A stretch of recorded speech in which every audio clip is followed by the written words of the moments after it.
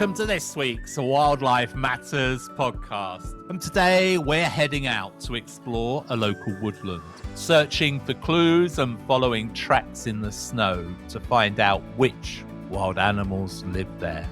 Sounds of nature are a big part of how we experience different wildlife habitats. And this week, we ask you to join us for Wildlife Matters and Mindful Moments as we walk through a snow-covered woodland.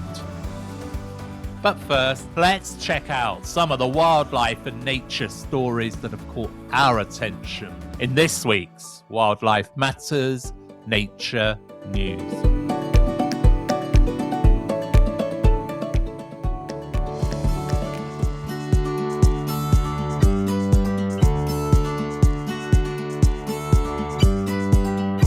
Hello and welcome to this week's Wildlife Matters Nature News. It's been another busy week for wildlife and nature, and we start with a warning from the Wildlife Trusts about the nature and climate crisis that Britain is facing. This week, the Wildlife Trusts have raised concerns about the climate and nature crisis in Britain. Floods, droughts, record heat and ongoing species decline show how vulnerable the UK's relationship with nature has become.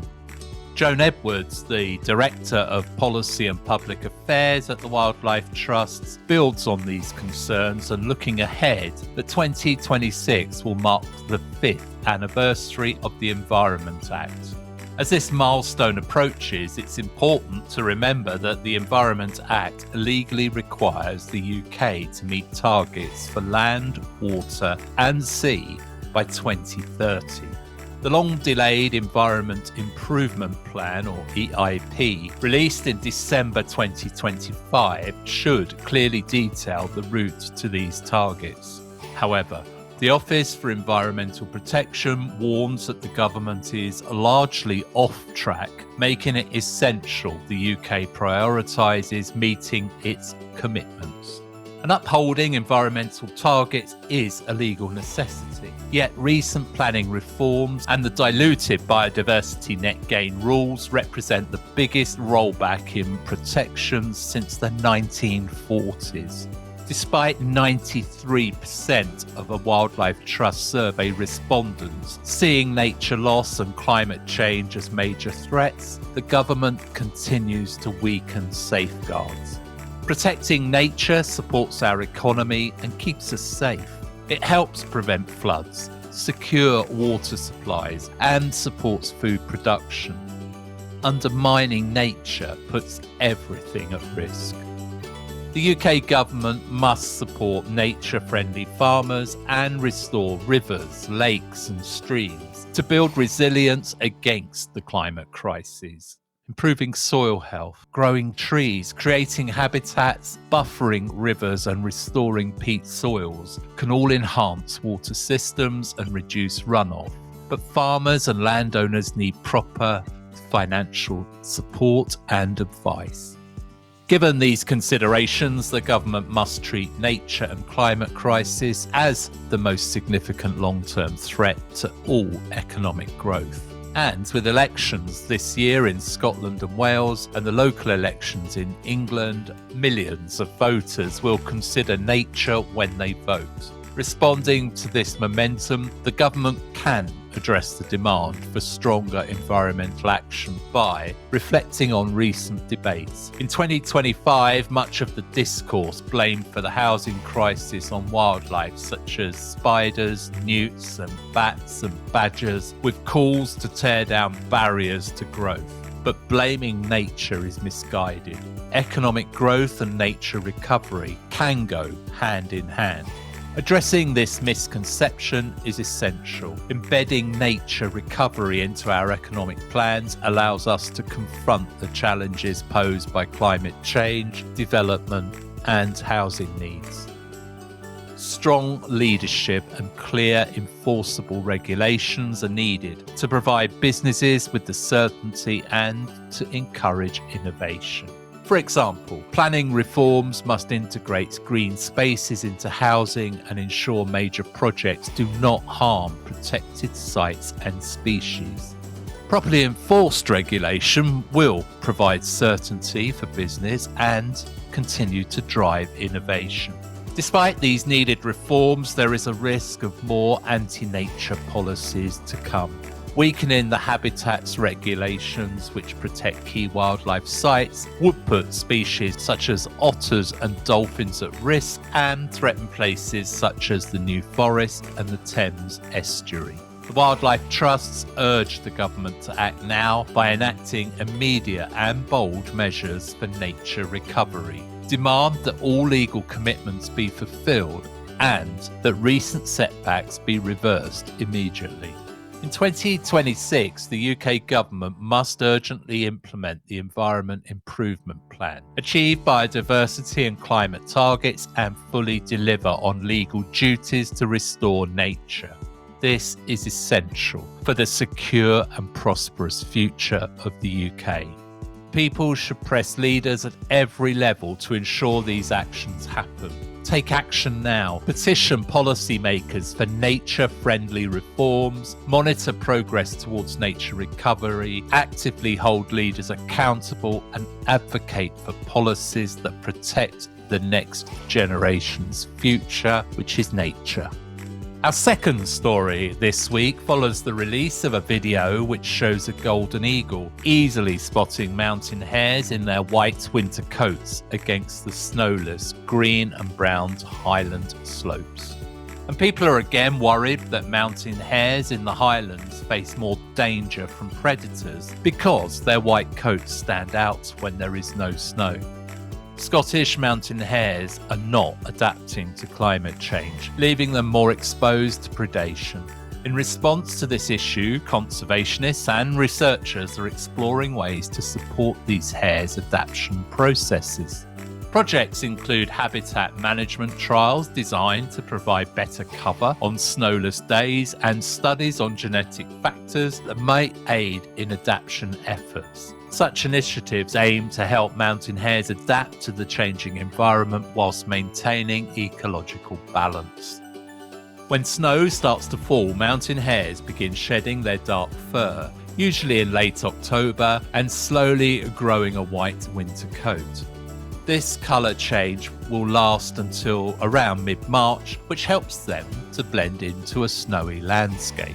But mountain hares in Scotland are not changing the timing of when they start or finish molting to match the increasing number of snowless days. As a result, their white fur is visible on dark hillsides outside the period when snow is usually present.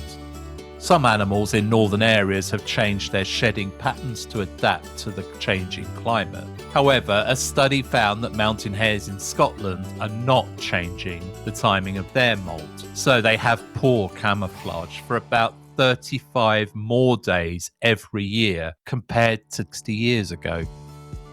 Scientists from North America and Scotland compared records of mountain hare molts all the way back from the 1950s with observations of similar sites in Scotland. The research team, led by Dr. Markita Zimova of the University of Michigan, also looked at more than 60 years of weather data. And according to their study in Proceedings of the Royal Society, they found a big drop in the number of snow days over that time. Between 1960 and 2016, the Highlands in Scotland had 37 fewer days of snow cover each year. By 2013, snow arrived 4 days later in early autumn and melted 1 week earlier in late spring compared to the 1960s. Animals in snowy places that change colour to hide from predators like Arctic foxes and ptarmigan molt mainly because of the changes in day length. Other research shows that some animals can change their appearance during molting to adapt to climate change because losing their camouflage makes them much easier for predators to see. In North America, snowshoe hares survive 7 to 14% less often each week when their fur did not match their surroundings. Mountain hares in Norway also face more predation when their fur colour did not match the landscape. Even though there is a strong evolutionary pressure for animals to adapt to less snow, the scientists did not find a shift in the timing of molting in mountain hares in Scotland.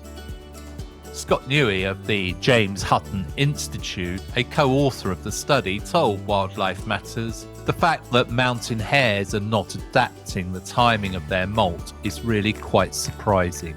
It could be that the mountain hare population lacks the genetic diversity to adapt, or that the change in the snow lie is just too rapid for them. We always hope to finish with a positive and an uplifting story, and this week we are excited to share that the UK is now one step closer to reintroducing elk. Elk, the largest deer in Europe, could return to the UK by 2028 under a new conservation plan. That's right, Britain may soon see more elk as these majestic animals move closer to a possible return. Elk once roamed Britain's forests, but they were hunted to extinction around 3,000 years ago. But now a rewilding project is looking to bring them back. Rewilding Britain, a group that started in 2015 to help restore a lost species, is funding the early stages of a project in Nottinghamshire. In May 2025, Rewilding Britain gave $15,000 to the Nottinghamshire and Derbyshire Wildlife Trusts to assess whether elk could be safely reintroduced into the wild. The plan is to first introduce elk into large natural enclosure to help them adjust, with this phase likely starting after an assessment. Later phases will schedule the release into the Iddle Valley Nature Reserve, which will be fenced to study the elk and prevent them from entering the River Trent and the Iddle floodplains. In North America, the moose is a close relative of the European elk. Their return could help local ecosystems as their grazing opens up the forest floor, lets in more light, and helps many different plants to grow. In short, elk are like eco-warriors, just with impressive antlers. Since the elk rewilding project in Nottinghamshire was announced last year, local people have shown interest in seeing these large deer return to the local woodlands. The project is actively seeking more funding through 2026, with the aim of bringing the first elk back to Britain by 2028. Before elk arrive, there will be extensive disease-related testing, but to date there are no signs of elk disease in Europe. Following the success of the beaver reintroduction project that have brought nature's engineers back to Britain after an absence of over 400 years, hopes are high for the return of the elk. And Wildlife Matters will continue to follow this story and will share updates on its progress with you. And that has been this week's Wildlife Matters Nature News.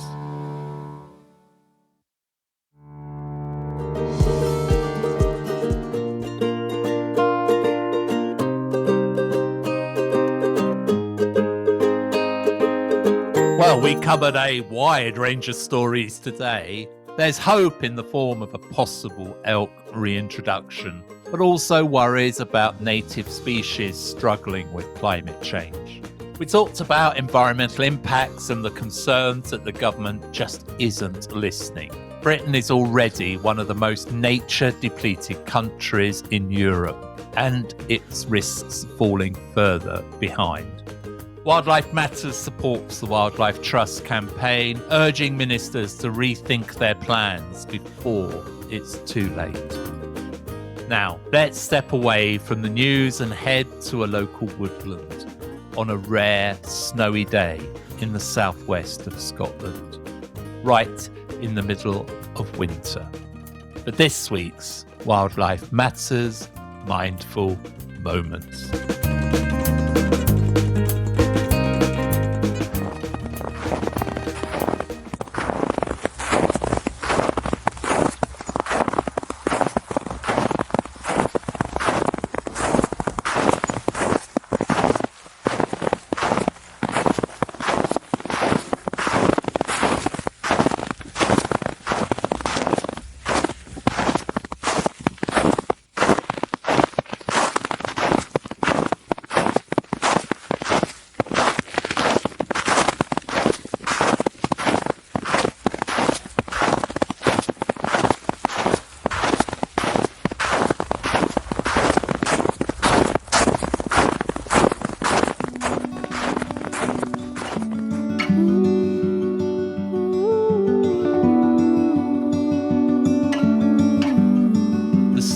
is almost over the tops of my boots as I walk through the woodland, taking in the atmosphere, the different light, and that special silence that only comes during or just after a heavy snowfall.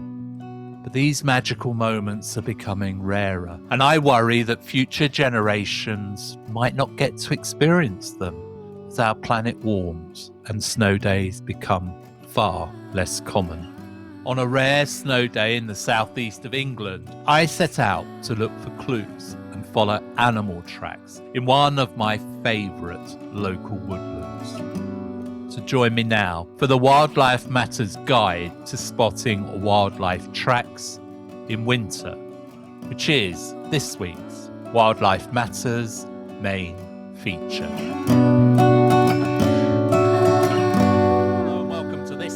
Wildlife Matters main feature, and today we are following wildlife tracks in the snow. Stepping into the woodland at dawn, I entered a silent world that was cloaked in fresh snow. The car park was a pristine canvas, its soft white surface unmarked by any signs of life. Excitement bubbled up inside me as I set out to explore a familiar woodland, eager to discover the secret stories left behind by animal tracks. Snow doesn't fall that often in the south of England, and usually just a few days each year. But what we will learn today will help you to spot animal tracks in soft mud at any time of the year. Today, the snow was light and powdery, and it looked about 3 centimetres deep in the car park. So if you're ready, come along as we journey into the woods and reveal the secret lives of the creatures that live here. As animals wander across the snow, they leave behind footprints, which are nature's secret signatures. These tracks reveal which woodland residents are nearby and offer hints about their daily adventures.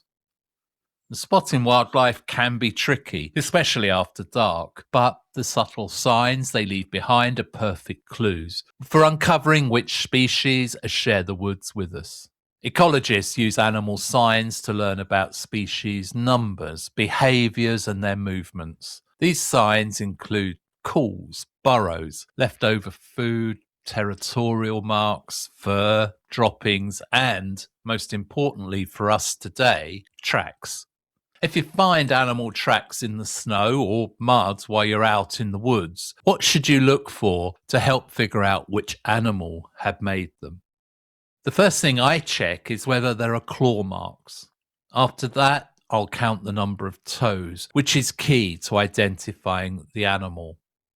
Now, look for patterns in the tracks. Are the tracks all the same? Or do they differ in shape and size? Do they form a straight line, or do they wander a bit? Also, check if the footprints are close together or spaced well apart. Then take a good look around you. Imagine you are a detective searching for clues to confirm what you've found. You're looking for droppings. Do you see fur or feathers on the ground or caught in the trees and bushes? If you think the tracks belong to a bird, check for nests nearby. Notice the size and what the nests are made of. Listening matters just as much. What animal sounds drift through the air? Stand still, be silent, and most of all, be patient. And with a bit of luck, you might spot the creature that left the tracks still nearby, which is always a thrill. It's important when following animal tracks to let your senses guide you and let a simple walk become an adventure. The air is alive with secrets. Foxes and badgers leave their scents, and in rutting season, deer perfume the woods with musk. Measuring the length and width of a track can reveal a lot. No ruler? Then grab a leaf or a twig from the forest floor and let nature be your guide. With these tracking tips in mind, let's step beneath the trees and see what secrets the woods are waiting to share with us today. My boots crunch through the untouched snow along a well-loved path. I'm the first to leave footprints here since last night's gentle snowfall. The charcoal clouds move across the dim sky as the sun rises, bringing a sense of promise to the morning. Bare, deciduous trees stand quietly in winter, while the scent of the yew fills the woods, and their evergreen branches add a lush green to the white, snowy background. At the edge of a small clearing, fresh tracks catch my eye, the first hints of the day's hidden stories just waiting to be told. The clearing is dotted with prints. Each one reveals two long, slender marks behind the shorter ones ahead, with four pads pressed into the snow on both the front and the back paws. So many tracks together hint at a social creature, their larger back feet leaving bold impressions beside the smaller front paws. And it's clear that these animals move lightly, never placing all their weight on their back feet at the ground at once. I have a feeling some of you may have already solved the mystery of these first wild tracks. And that's right. What we've found is a delicate set of footprints from rabbits.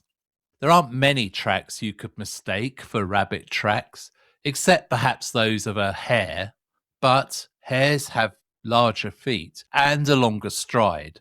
But the main clue is the habitat we're in. We're in the woods, where hares live out in open grassland, and hares are usually solitary, but rabbits live in groups and can be found in more places, including woodlands like this one.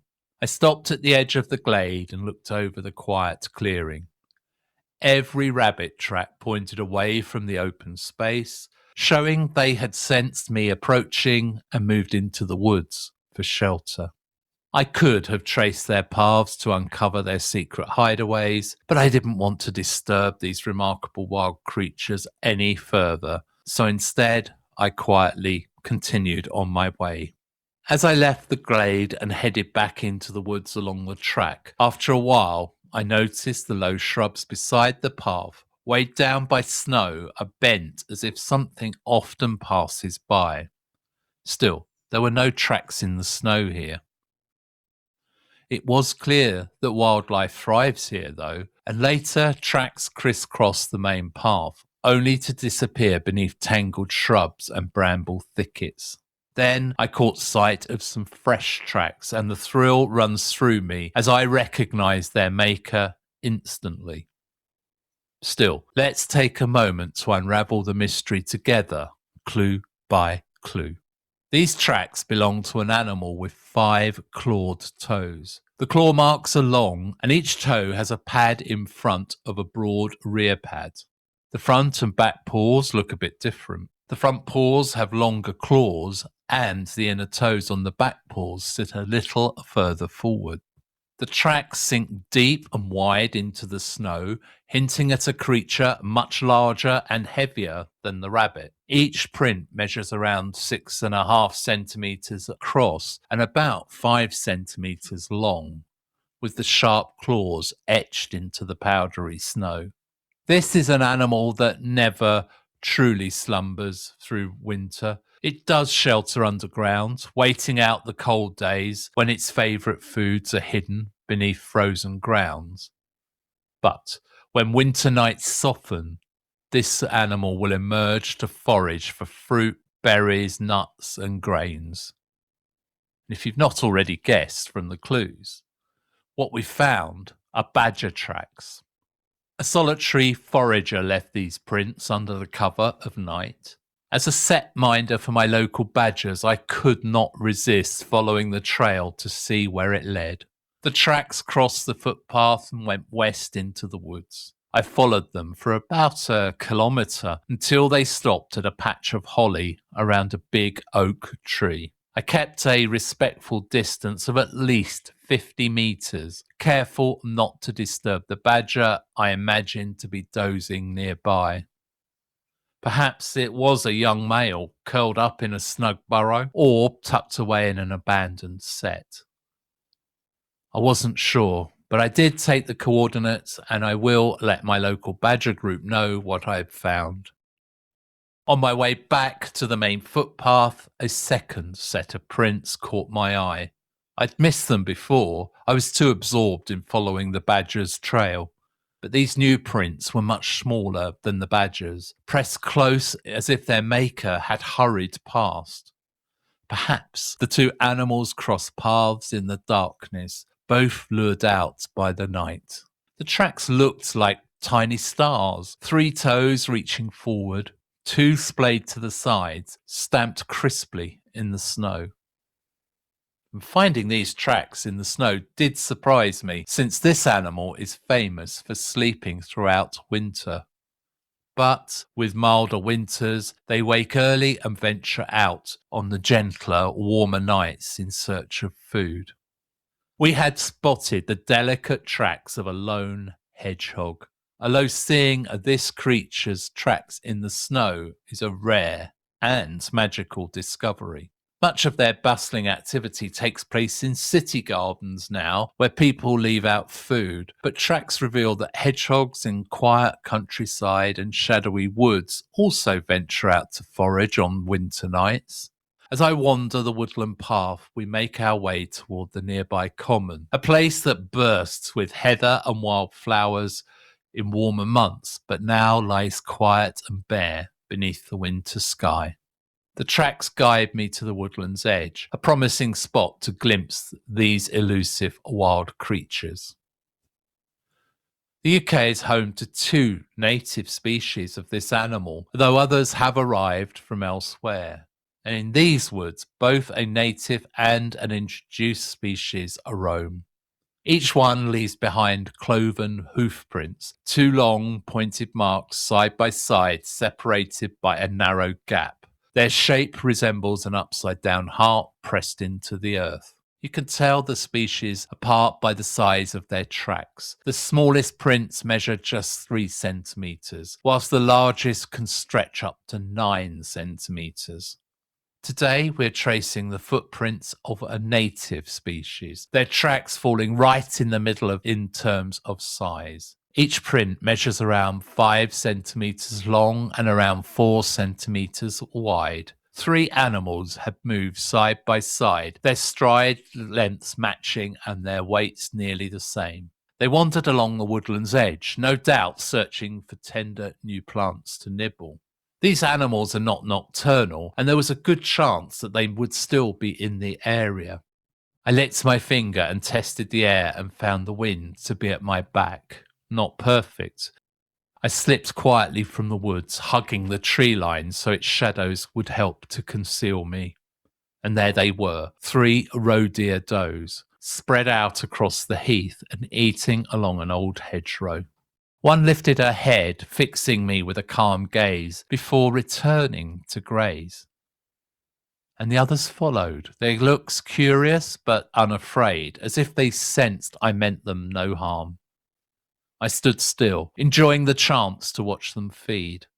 It felt like a special moment and was the best part of my day.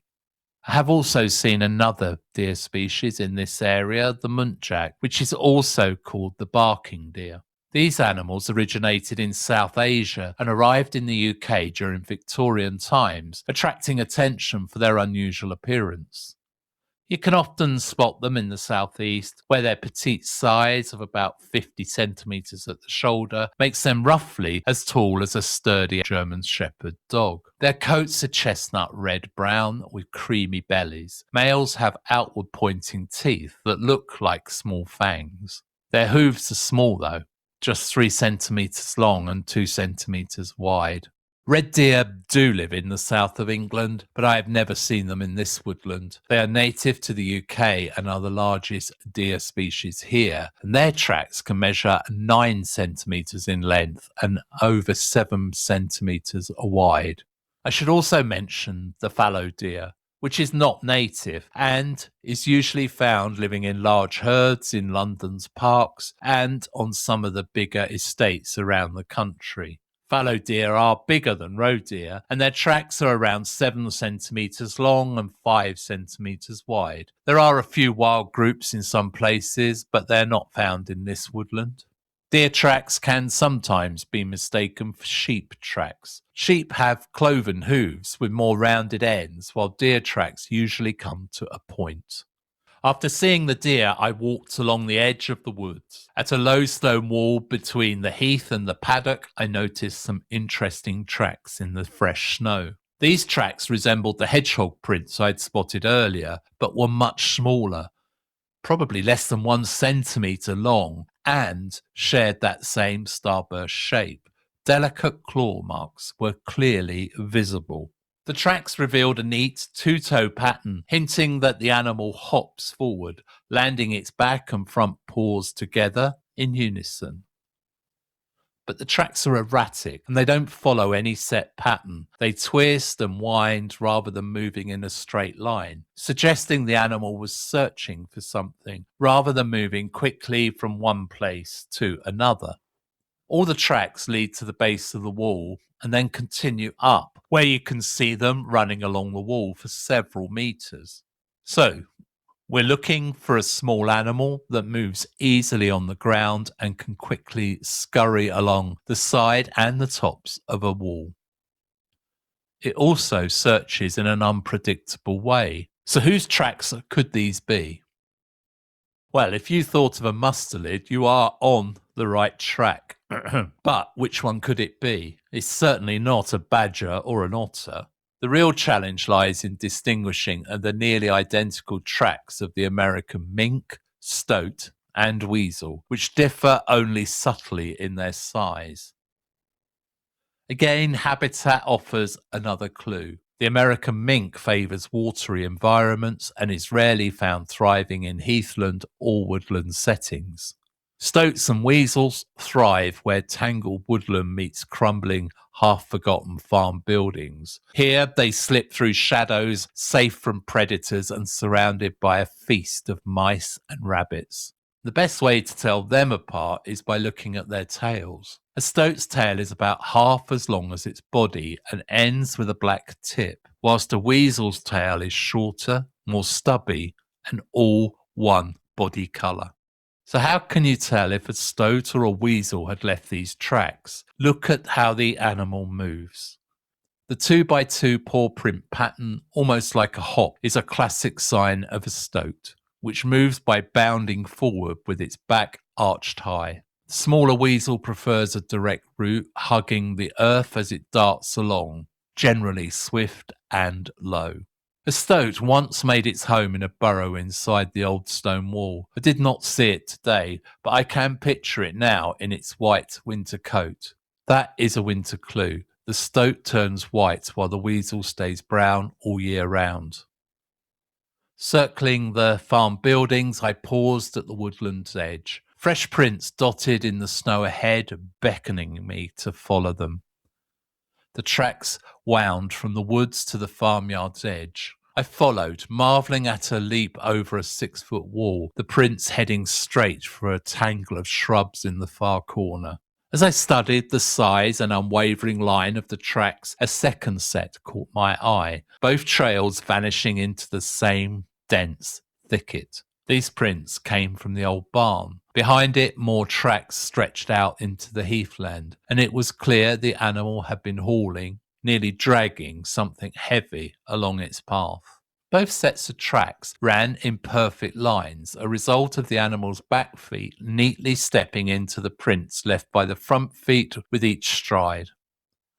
Each print revealed 4 toes, 2 pointing forward, 1 on either side, and a soft oval pad pressed into the earth behind them. You can see claw marks in the tracks where the animal was carrying something, but not in the first set of prints, which clearly belonged to a second animal.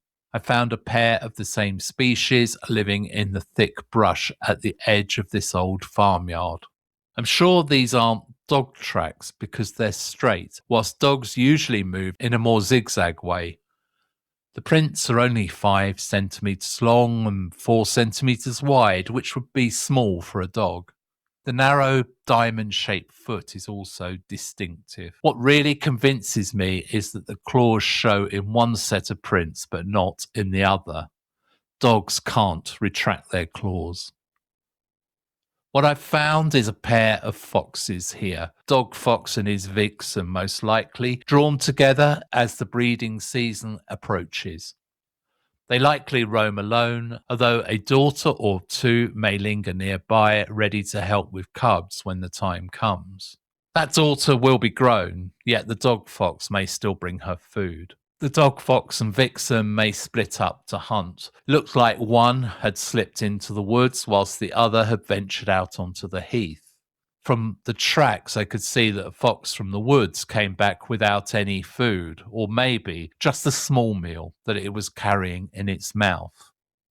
But the other fox, which had gone to the heath, had come back with a big meal. Maybe it was a large adult rabbit, heavy enough that the fox had to put it down and drag it at times. Such a catch could have satisfied both foxes. With the last traces of paw prints fading in the snow, this is the perfect place to end today's adventure of looking for wildlife tracks in the snow on this week's Wildlife Matters main feature.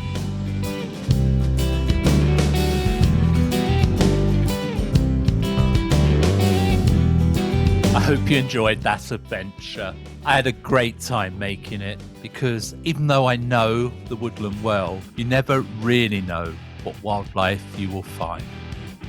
This time, it was all about following the wild animal tracks, so I had to find some. I hope some of the tips and things I was able to share are helpful for your own walks, whether there's snow or not. Most of these techniques work well in wet mud or dry dirt. As always, the best way to learn is to get outside and, if you can, go with a local wildlife expert. I also recommend joining a local wildlife group or participating in guided walks. This is a fantastic way to connect with experts and deepen your engagement with conservation efforts. Wildlife Matters will be back in 2 weeks' time with the first part of one of the most exciting and remote adventures I've ever had in the UK.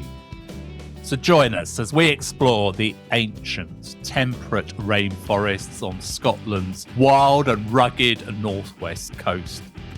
It's a real adventure with challenges, amazing moments and plenty of steep hillsides covered in moss and lichens. And over the course of 2 episodes through February 2026, you'll learn about the diverse plant species that make this rainforest unique. Hear stories of the local wildlife that call it home and discover the conservation efforts underway to protect this precious environment. So if you haven't already, please subscribe, follow and share our podcast with anyone that you feel would enjoy it. Thank you. I'd also like to say hello to our new listeners. We've seen more people join us in 2026 and I really want to welcome you to our nature and wildlife community. We encourage you to share your own experiences with us, whether it's your favourite nature spots, wildlife sightings or conservation efforts that you are involved in. So please feel free to join our discussions on our social media platforms or in the comments section on our website. And we leave our email address in the show notes if you want to contact us directly. And we'd love to hear from you and help you feel a sense of belonging as you become part of our vibrant community. Thank you for spending your time with us today. And as always, stay curious, wild ones. This is Wildlife Matters signing off.